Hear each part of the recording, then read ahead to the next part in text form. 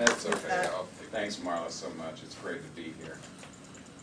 And what I handed out before, if anybody needs an AWARE questionnaire, it's something that we use to try to gauge periodically how we're doing personally with the staff as well as to our clientele on how we're doing with our own personal recovery.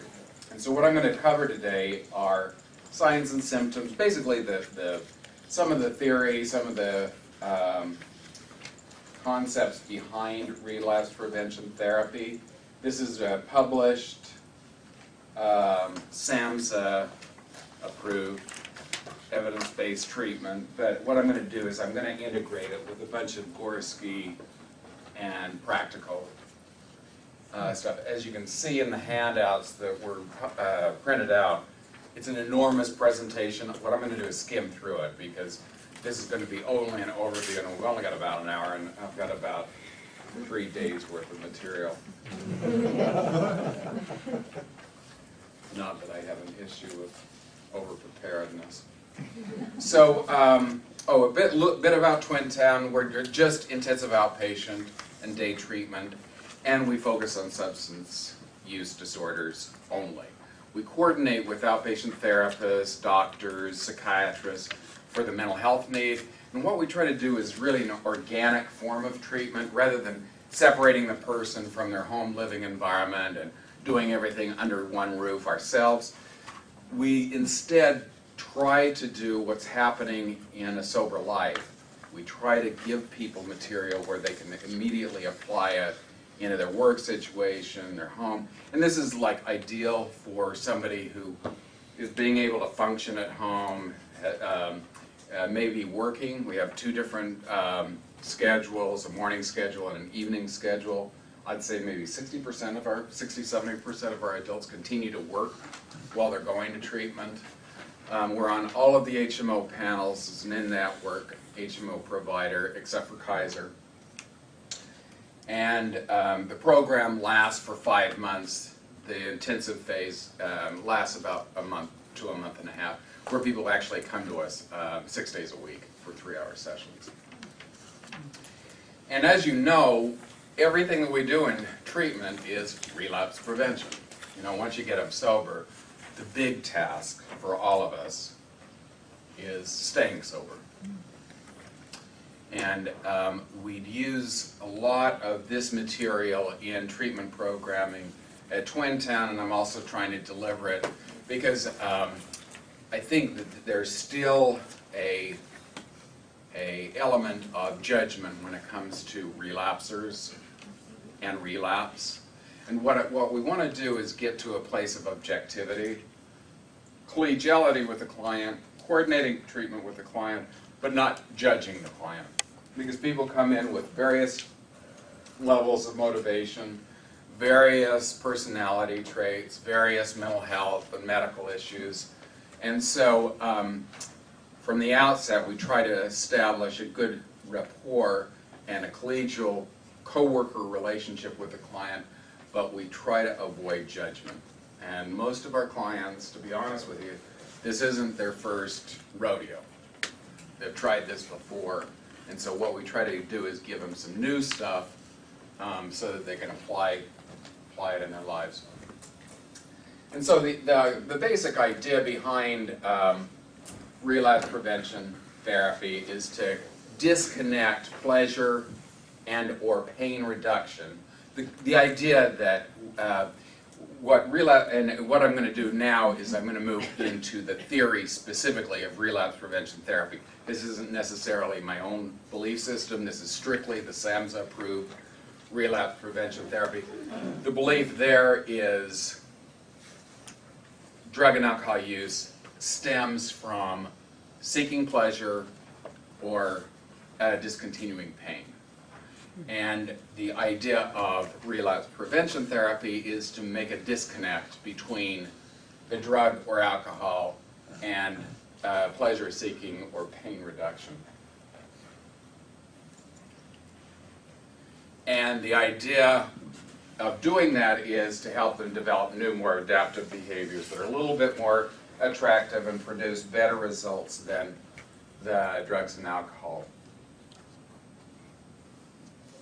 And as I'm going through this, I'm going to ask Ellen to give some insights into how this plays out in the treatment program and any other comments that you might have. Also, let's be informal. I mean, it's a small group of people, so if you've got comments, questions, interrupt me, please.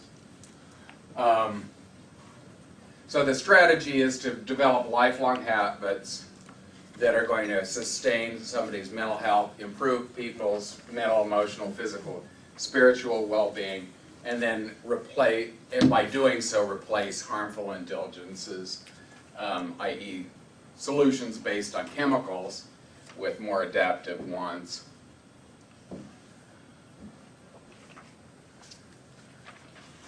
The other thing that happens, and this happens over time, and this will happen with some of your clients that have a little bit of time under their belt, is that they become attracted and addicted to new, more more healthy behaviors. And they start to build on their sobriety. And one of the things that we've all heard is you need to take a look at yourself to see if you're getting closer to the drink or further away from the drink. And that's what this is all about, is a client in the process of getting further away from the substance use or closer to. And it's all based on action. And the action is obvious: to open the door, open the door. But it's easier said than done for some of us. This is also sort of a subset of cognitive behavioral, and it looks to isolate the precipitants of relapse once the, and you take a look at triggers, basically, is what it is. The idea also that somebody, and this is somewhat controversial, coming from a 12-step background, the idea of self-efficacy. The more you do something successfully, the stronger. It's like habit strength that we all learned about in Psychology 101. The more benefit and the more rewards that you get from successfully practicing a new behavior, and the more self-efficient that you become, the stronger that behavior will become. If people continue to fail in their attempts, the likelihood is that they'll slide back. One of the things we do is we have a program where people are able to identify periodically through their treatment what they're gaining and what they're starting to do that's new and more successful for them. That self-acknowledgement that I'm making change itself is a self-rewarding process. It's very important to make sure that you're in a positive reinforcement mode as opposed to a punishment or a negative reinforcement mode. The other thing that happens here, and this is particularly pertinent to the relapser, is we tend to want to punish relapse as if it's an intentional, willful act. And that creates what's called an abstinence violation effect. And it's a big word for saying you're a bad person because you relapse.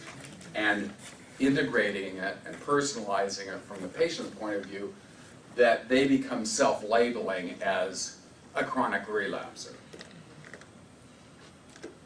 And then they talk about how a lapse, and some programs, we don't use this language, but this particular theory uses it, the idea of a lapse being a one-time use and a cessation of use can be a good learning experience, which is true. Any type of relapse, any other time where somebody has used the substance or used another substance for that outcome, which is, again, to reduce pain or to produce pleasure, that can be either a learning experience or it can be a safe, self-loathing, shaming experience.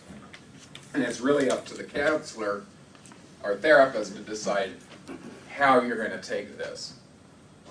Are you going to punish it and get into negative punishment mode, which again increases pain And what does the person who doesn't have the skills do when they experience pain? It becomes a domino effect. Relapse is looking for the short-term gains and forgetting about the long-term effect, which is pain. Lapses, on the other hand, from a therapeutic standpoint, can be, this is what happens when you have a chronic relapsing disease. What can we learn from this? What can we add to your repertoire that will help prevent your picking up again? And so it becomes a learning experience, more motivation to continue to work. And as we've all heard, crisis can be opportunity as well.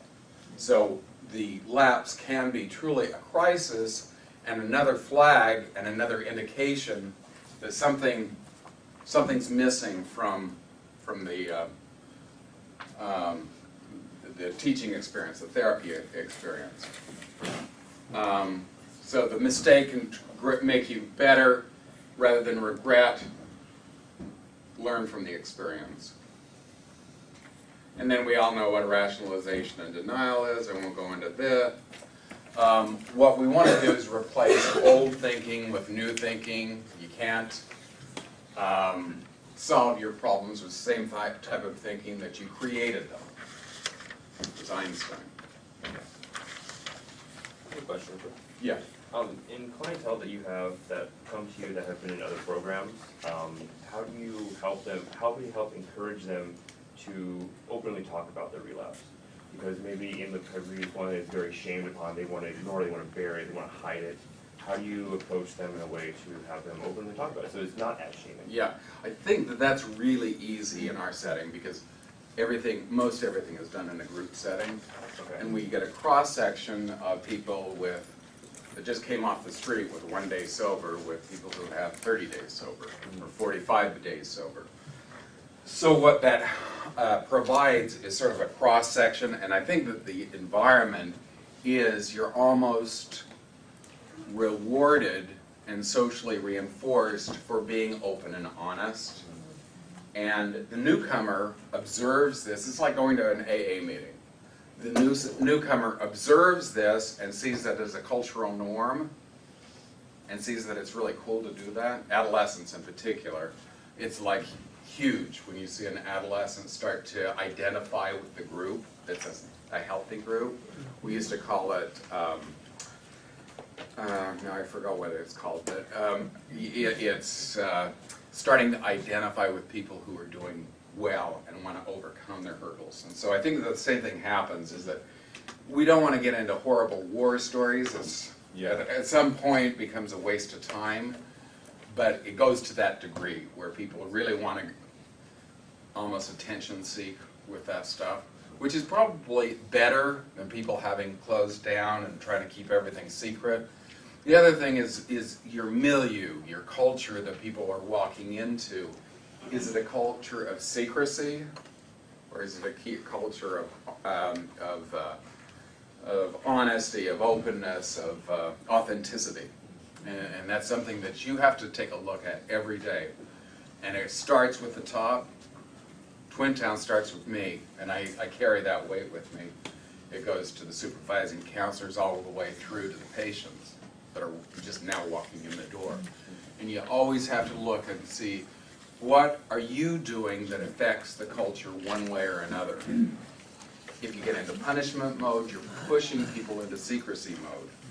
If you're reinforcing ownership, like we had an incident just recently at our Torrance location where one of our counselors was able to acknowledge that she screwed up on communicating with an EAP, and coordination of care is a big deal because any breakdown between us and the community provider, the therapist, the psychologist, the doctor, the EAP, that's a big deal because everybody has to, we're dealing with addicts.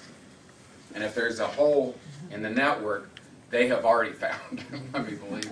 So she was able to acknowledge, and she wrote me an apology, and she really thought that I was going to get into punishment. She's somewhat new. And instead of saying, just don't do it again, I said, ownership is everything. You know, you acknowledge that you made the problem. You acknowledge, and it's the same thing with the relapse. If somebody walks in and says, I drank last night, and everybody gets into punishment mode or ignore mode, negative reinforcement, isolating mode, don't have anything to do with them, what's going to happen? The person isn't going to gain a thing except shame. And it's going to close down your entire culture, not just the culture for that patient. And so instead, just as you said, you want the person to backtrack and say, okay, what have I been doing? What signs did I not acknowledge? What signs didn't I express to the counselor and the group? And maybe that's my first thing that I want to change. I want to make sure that I got my bases covered by letting everybody know what's going on with me. Does that answer? Good. Cool.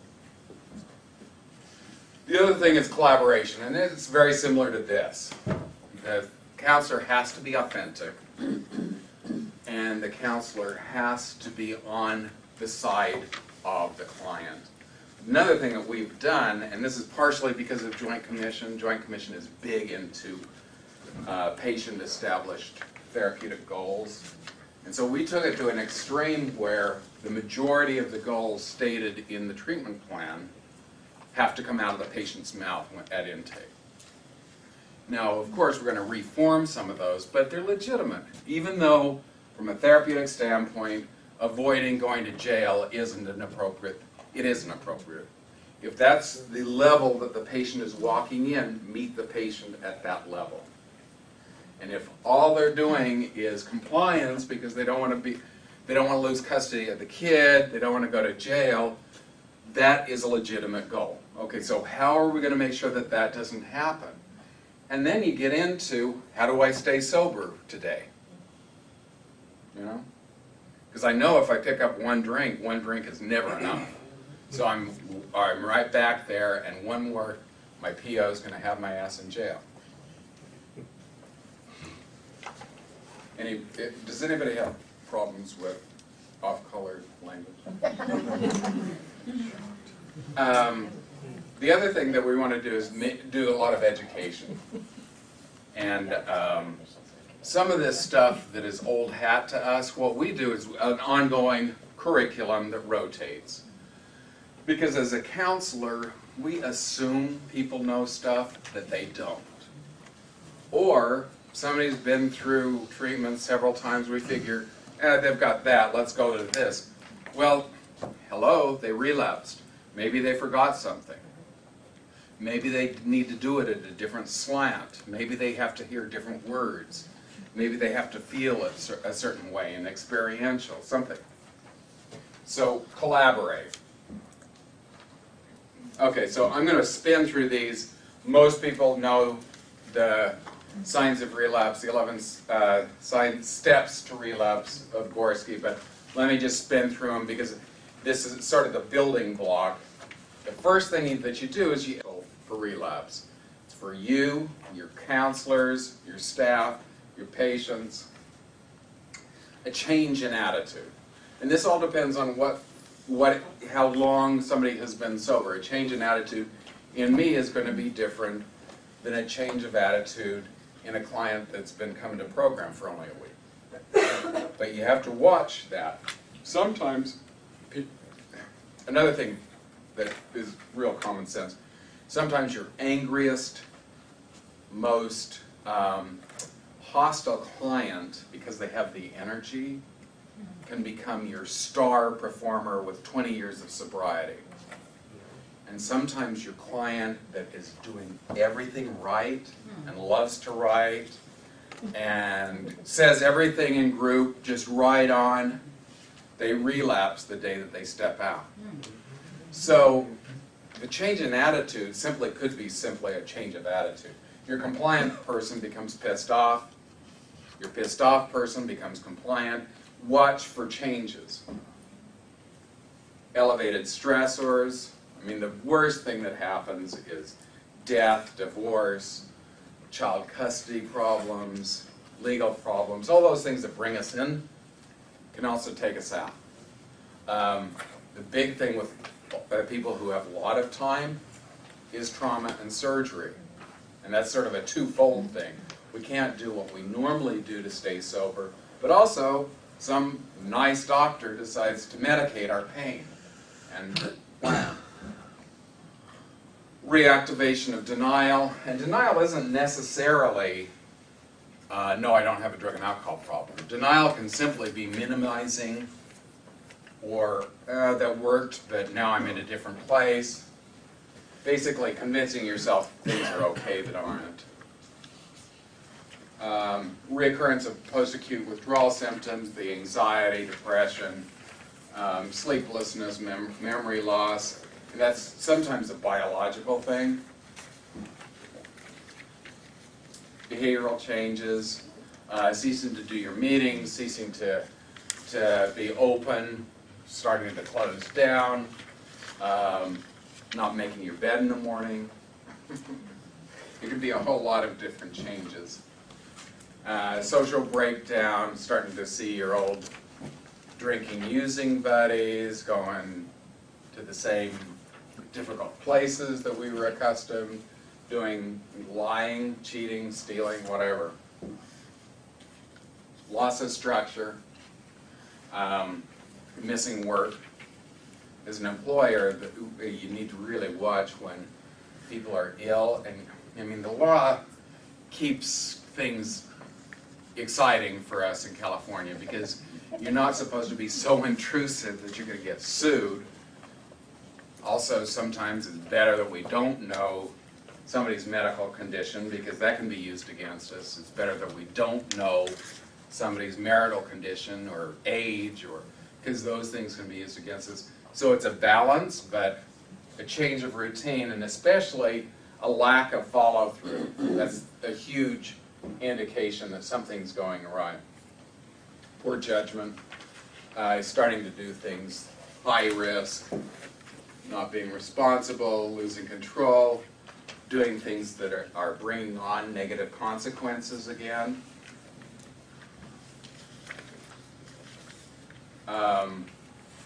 Stop doing things that basically loss of options is no longer practicing those things that are keeping us mentally well and starting to encounter loneliness, frustration, anger, resentment, and then relapse. Picking up the drug, thinking that one won't hurt, things are different now, got more control now. The other thing that is very important for everybody to know, new, old, is that it's preventable. It happens, but it's also very clear to your clients that this is a choice.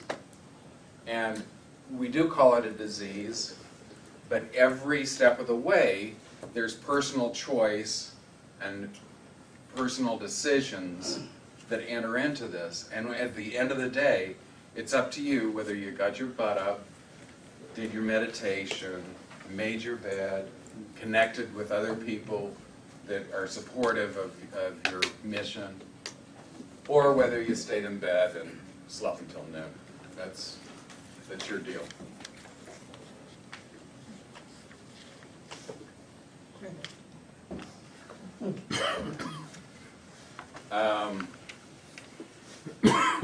Any questions on those? Okay. So, learning effective coping responses, and this ranges all the way. I mean, you start with, okay, how did you make it through last night and not drink, in that that's your routine. I called my sober friend, I went to a sober social event, I start to take a look at what this person is benefiting from. If they haven't started practicing new skills, what's going to stand in between them and their use? Nothing. So your whole idea is, how are you going to fragment, again back to the beginning, how are you going to fragment that connection between the drug and pleasure seeking, or the drug and their personal pain? The more distance you get from that connection, the weaker that connection is. The closer the person sees substances as the pleasure inducer or the pain reliever, the more likely it is that they're going to use it again. The other thing is it's a mental process, positive expectancies. One of the things that you do in therapy every day, in counseling every day, in Eastern thought it's called the third eye, is the ability to self-monitor. And to start to talk about what I do is getting that perspective on what you do. And you start to be able to monitor yourself.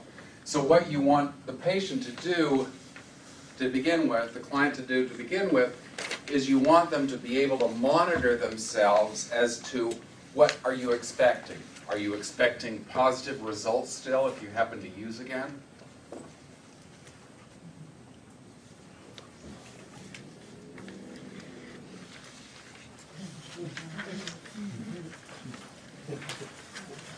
Sometimes I am.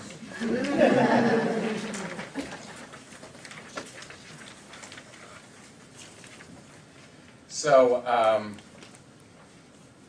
the one reason that oftentimes residential is used is to remove the patient from those triggers, the interpersonal, the intrapersonal, the psychological, the environment of physiological cues that result in people picking up. And so in outpatient, we have to figure out a way that the person can remove themselves from those triggers, and sometimes it's a psychological removal. It's helping people to walk through, okay, if I do that, what's the next step? It's like thinking through the drink or thinking through the drug.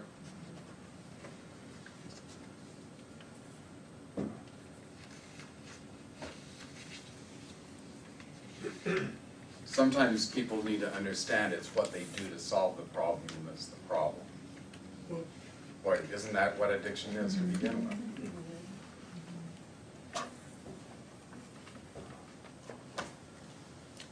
The other, and this really plays into this holistic idea that balance really is the key. I mean, if anybody has personal experience with drug and alcohol use disorder, we relied everything on that drug. It became the focal point of our lives. Relationships, activities, work, success, money, vacations. The last year of my using, I made the most money that I have ever made in my entire life. And I wouldn't leave my house after work. I worked my ass off, but also I relied totally on the bottle. There was nothing else in my life. And now, I'm hiking with my dog, I'm traveling to see my partner's baby over in Israel. We have an apartment there. My life is so full. I have so many things. I also hated to be around people. And now, look at what I'm doing. I'm talking to you guys. And this is my second meeting of the day. So,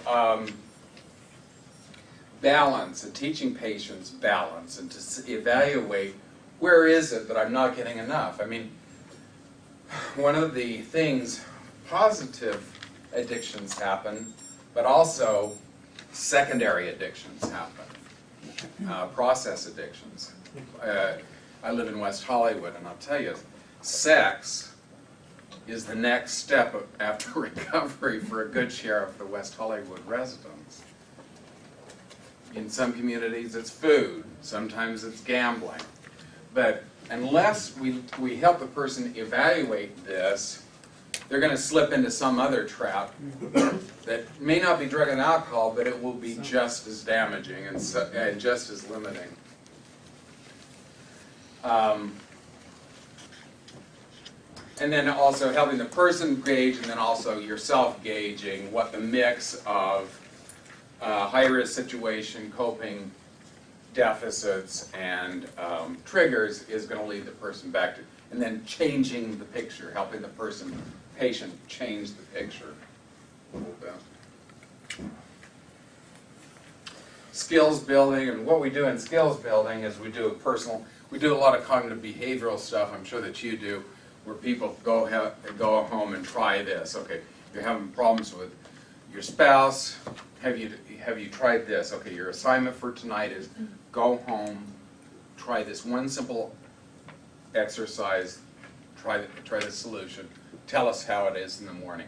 And so that, again, it helps a person experiment and start to broaden their behavioral rapport, so they're no longer totally reliant upon this very limited thing that they've developed under their substance use disorder. The better, the more self-efficacious a person becomes, the higher the probability of their long-term sobriety. And so that's really our challenge, is to help people become better at being sober. Either you're getting closer to the drink or you're getting further with the drink, and you need to know which one it is. All right, this didn't come out very well, but you got a high-risk situation. So the high-risk situation, what are some examples of high-risk or triggers or problems that can result in relapse? The holidays. Great, holidays, absolutely. Family in general. Yeah. Money, Grief loss. grief, loss, exactly. Old using friends.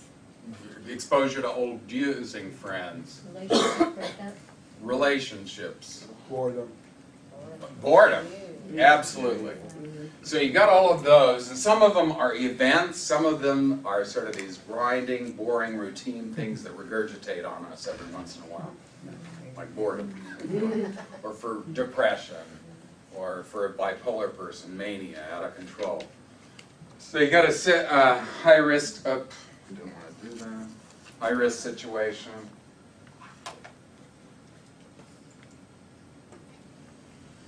So what happens is you get a lifestyle imbalance, you got some emotion going along with that, you got some social cues that happen, fluctuation in pain, unexpected event, such as something that's been up a long time. And then as all of this is building, and it's so easy to become complacent. Things are so much better now that I'm 10 years sober, or 20 years sober, or 30 years sober. I don't need to do that anymore. You become complacent, which is basically a composite of all this crap, and then somebody dies. Or you become bored. You go to the same group and Jesus, they're saying the same thing. You know? A high-risk situation, and then you come to the split in the road.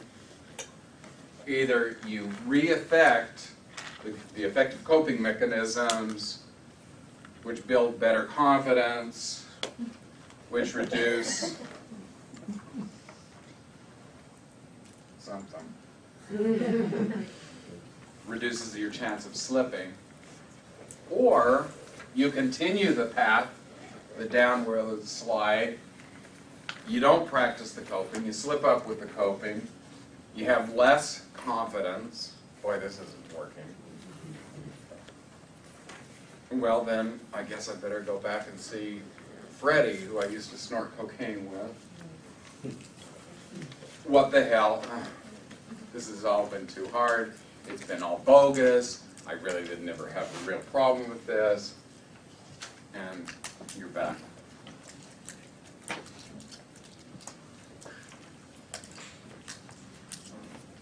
A lot of little short things that help you and your patient remember.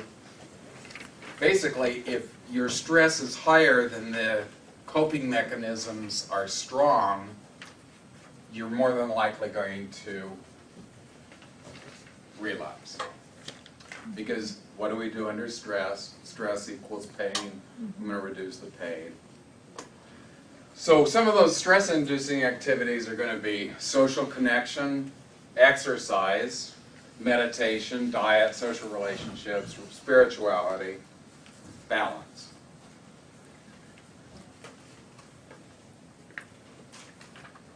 I love this. I stole it off the internet, hence they were smart enough for us thieves not to give us the full thing. But it says, relax, nothing is under control. And boy, do I need to remind myself of that. Because I think a lot of people who have addiction or addictive qualities, all we're trying to do is make sure that we either feel good all the time or we don't feel bad. And so we get into this control thing. So as soon as we accept, that's fallacy. When I try to control things, I was talking to somebody, I forgot, about some situation, but it occurred to me, boy, I'm so glad that I can't do anything about this, because if I did, I'd make it worse.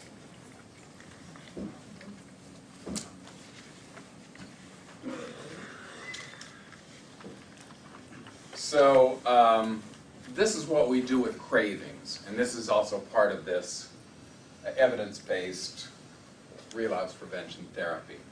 And cravings is another thing that contributes to, we didn't narrow it down to the old REBT, rational emotional therapy, where you take a look at, it's the thought, then the emotion and behavior, and then the result. But one of the things that goes along with the path towards relapse is almost a physiological thing. It's like classical conditioning. We had a lot of emotional results, either pleasure or pain reduction. It's like Pavlov's dog salivating. We see certain things, we experience certain things, and immediately the drug. Sometimes it comes in the form of drunk dreams. Anyway, what we do with that craving phenomena, which is a physiological hunger, is you control the stimuli. And some stimuli, our former clinical director, Bob Tyler, wrote a big book on this and told his story. And one of the things that I thought was genius about part of what he was saying was, with alcohol, you are going to be faced with that stimuli day in and day out. So get used to it. Become immune to its power. When it comes to cocaine, how many times do you walk in an office and there's powdered cocaine chopped up on the desk? That one probably isn't as big a deal. Just stay away from people who use cocaine. So, I've got a confession. Our West Hollywood location is catty corner from a sports bar. And our patients walk by that sports bar coming and going to program. Well, it's in West Hollywood. If you live in West Hollywood, you're going to walk by a sports bar and a marijuana dispensary. One of my big complaints when they legalized marijuana, and in my addict mind, I thought that this was rational and that it was going to be a big sell and they were going to reject legalized marijuana. And the idea was, what about us sober people? We have to salivate every time we smell that chronic. It's in my neighborhood, I walk my dogs, I smell the chronic, the salivary glands go, and I stay sober. So sometimes you can avoid the high-risk situation, and earlier on, it's better to teach people how to do that, where possible. Oh, wrong arrow.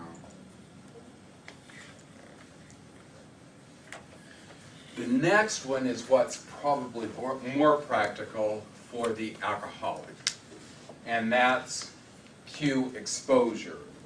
When you're around it, be with somebody who is safe. And the more you're exposed to it and don't indulge in it, the less the stimulus has its power, the less connection there is. Again, disconnect the drug from pleasure seeking or pain reduction. So do it. In fact, I'm sure you guys have been in the field, there's a company that's been around for a while. I think of it as a new company, and I think they've been doing it for 15 years. They sell fake, what do you call it? The collateral that you use to use drugs, like pipes and paraphernalia. Boy, is that fabulous? Forgot paraphernalia. I disconnected, okay? So they sell fake paraphernalia to drug and alcohol programs so that, you know, the person can be there and, okay, you got a mirror and you got a, and you decrease and you meditate and all of that. But it's really true. The more you're exposed to the stimulus without indulging in the stimulus, the less powerful it becomes. Coping imagery, we all do certain forms of meditation. We use just the classic mindfulness meditation to open our groups. And guided imagery helps a person relax while they're starting to imagine being in an uncomfortable. I think that they also use it in PTSD, in treating trauma. And then urge surfing, and this, again, is something special to this relapse prevention therapy, is where you help the person actually experience a craving, but not do anything about it, and that eventually that internal cue becomes less powerful. And then, of course, the whole thing about, again, the third eye or self-monitoring, it's all about helping the person understand themselves well enough that they can monitor and avoid the situation. And the better that they become at that, the more self-efficacious they are, and the better their chances of staying sober. Internal frustration, fantasizing, obsessing, substance use, loss of control, guilt over use, cessation of use, passage of time. This is sort of the cycle of relapse.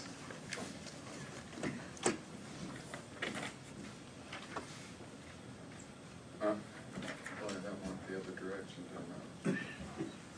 Okay. And this is just another way of looking at it, comparing cognitive behavioral with the craving cycle. And it's all about event, cognition, the emotion, physical, and the behavioral results and how it all folds out. And it becomes sort of a cycle. Everybody knows what a trigger is. And there's different types of triggers, thinking, all the way. So the thinking triggers are that fantasizing, romanticizing the drug. And one of the things that happen when people start to fantasize it, as soon as they express it, somehow it can take the secret out of it. I bet sex therapy, that happens hugely. As soon as people start to talk about it, some of the power leaks out of them. I mean, that's, I guess, therapy 101, but it really is huge. Feeling triggers, it's, again, self-expression, but the things that can trigger people are the different cues, physical cues, and then emotional experiences that are unpleasant. And then some of the drugs, the drug seeking is just as seductive as the drug use. And so being on, you find yourself on, I'll tell you, a miracle that happened to me when I was first sober. I'd been through a short rehab. The rehab is no longer open because they didn't know how to do UR. And my insurance plan kicked me out early. But I was working where I had to travel. I actually had a residence in San Jose, and I was running a psychiatric hospital in the valley. And so that meant that was fabulous as a practicing alcoholic, because I'd just pour myself onto the runway here and end up there, able to take a taxi to the house where I'd get thrown out of. But first time I went sober to closer I got to the airport, the more I was thinking about how great that vodka used to taste in the bar there. And it was just overpowering, and I was trying to get a hold of a friend, my sponsor, and I drove up, and I've been like living in meetings. And right in front of the airport was this gal that I had heard the night before, and she was one of the most fabulous speakers. And she was standing in front of the terminal that I had to go to, and she was talking to somebody. And as soon as I saw her, no more problem. It was unbelievable. It was a miracle. I told her like 20 years later, and now it's part of her story when she's speaking. But what the behavioral trigger is, you're doing something, it's like deja vu. You're doing something and it reminds you of something back here, and it brings on the drug craving. So that's what the acting behavioral trigger is all about. And this is where relationships come in. You know, we oftentimes advise people, if you're not in a relationship, avoid it. I'm one because she knows my story. I met my husband in an AA meeting. He was 3 weeks sober, and I was 3 months sober. And we've been married now, we've been together 19 years now. So, I'm not advising you, but relationship triggers are things to avoid. And new relationships especially are 99% a good reason to drink again. And old relationships, 98%. So the craving cycle, obsession, compulsion, physical craving, drug seeking. I'm not going to go through all of that. In fact, we're coming close to just Q&A.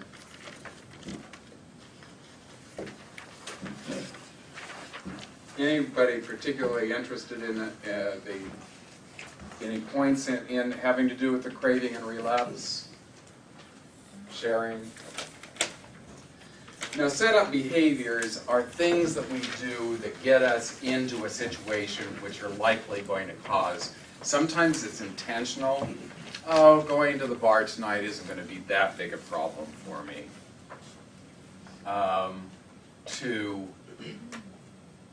Maybe I'll just check out to see what the old crowd is doing. Those are setup behaviors. There are physical setups, such as being in the wrong place. Psychological setups, knowing that your mind is starting to fantasize about how fabulous it would be again.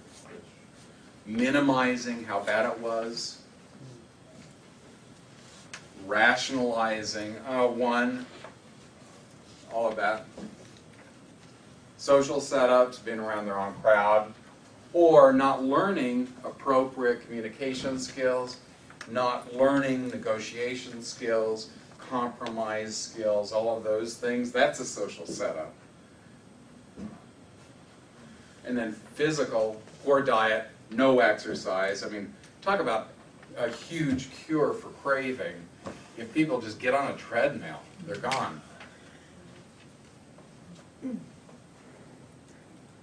Stress management. Okay, this goes on. Okay, I already talked about you. Awfulizing. Isn't it terrible what I have to do to stay sober? This is way too much work. And this is the psychological setups is why programs like Sovereign Health are really necessary, because there are folks that have, say, an Axis 2, or they're bipolar, or they're severe depressive disorder. They need extra help simply, they're running simply to stand still. And so we need to take a look at, is there something biological or innate about this person that needs to be treated along with the substance use disorder? But also, a psychological setup would be the idea that it will still work, it will help the situation.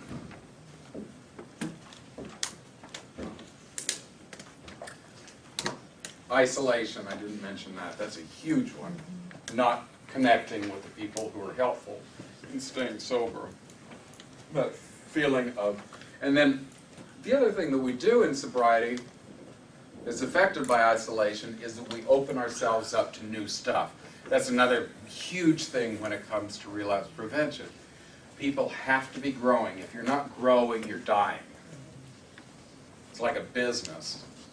You know, either the business grows or it shrinks and dies. And it's just like our sobriety, either it gets bigger, your spiritual life gets bigger, your behavioral repertoire becomes bigger, your recreational, avocational life becomes bigger, or you're headed towards using again. Isolation doesn't offer you the opportunity to expand that way. You're in a closed set, and you're basically spinning on your own juices. There's no information from the outside coming in. So, what is really helpful for people, even if when they're walking in the door, but people who have long-term sobriety, develop a relapse prevention plan. What am I doing? And look at what am I doing and where are the holes in this? Are you spending too much time at work? Are you not working hard enough? Do you sleep too much? Do you sleep too little? Are you placing yourself unnecessarily in high-risk situations? Identify warning signs. Am I becoming complacent? Are you being too easy on yourself? Are you being too hard on yourself? And we can't do this in isolation again. We can't do it alone. You have to have somebody else there as a reflector. So developing a prevention plan and evaluating what are you doing and where can I bolster things a little better.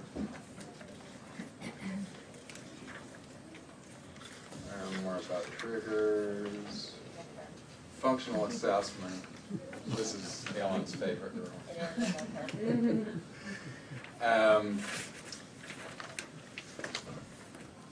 It really is action, action, action. You need to get the people moving into new behaviors. Talking about it and thinking about it isn't enough.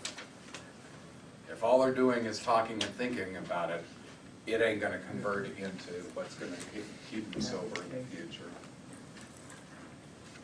Sometimes you have to identify the problem and get some emotion going, because it's got to be sort of a multimodal experience. It's got to be a real life experience, or all it is going to do is reside in their forebrain.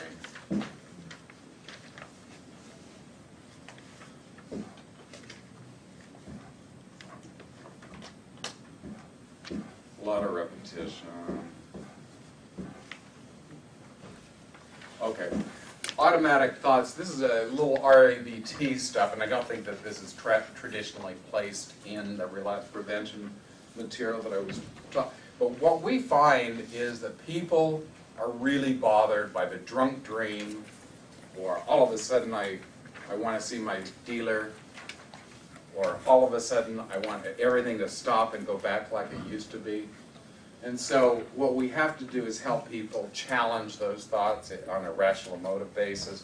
Okay, what's happening here? Is this something that you can debate with yourself? Is this something, or do you need to remove yourself from the situation and call somebody and get somebody involved? Evaluating self-talk and learning how to stop. And if you remember, there was a period of time where people who were quitting smoking would wear a rubber band and click it. Actually, some physical change sometimes is necessary.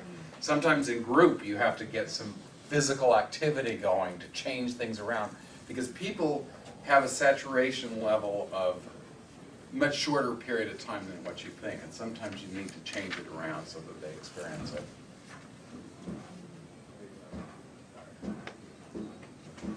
All right, I think we're there. So,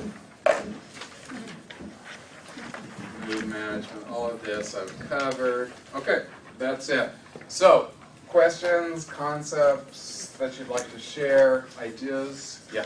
In my sober living, we have a policy that if someone relapses, they have to be out of the house for 72 hours. Yeah. But how do you suggest to balance having repercussions for your actions with treating that client with compassion back to the punishment aspect that you were talking about earlier? What you're probably not intending, I don't think what you're doing is intending to punish them. From the outset, what I would do is help people understand these policies are to keep people safe. And the rest of these folks are going to feel safe if you're using. So when we ask you to step out, it isn't that you're a bad person, get the hell out of here. It's we worry about the rest of these folks being around you while you're under the influence or just newly off of the substance. What I would do is I would find an alternative location, Yeah, that's what we do. and there's actually a new business called a detox. And how they get paid, I'm not going to ask, but there are facilities who will take your clients for the 72 hours and return them to you, which is a hell of a lot better. I mean, Van Ness House, which is a gay and lesbian house up in the hills, been around forever. What they do is say, sorry, you've got a week of what they call couch commitments. Yeah. Which means that they have to go to meetings, and they have to put their hands up, and they have to ask people, can I sleep on your couch tonight? But some sort of remedial thing is the other thing. There's probably a little liability just kicking people out on the street. Well, we never, we kick them to the curb. We would have another place. Yeah. But Yeah, so what I would do is just help frame, I know it's going to feel like punishment, but it's really about everybody else. And sobriety is about unity, about the group, just as much as it is about the individual. thank you. Yeah, but it's a good point. It's hard, and just like any treatment program, we have to maintain limits, we have to establish boundaries, and sometimes that's a very good role modeling for the patient, that these are things that are acceptable, these are things that aren't acceptable, and just like you need to learn these things, this is what we have learned that we have to do. Like in our program, we start a series of contracts, and if those contracts don't work out, you need to be in a residential. Okay, take it away, Marla.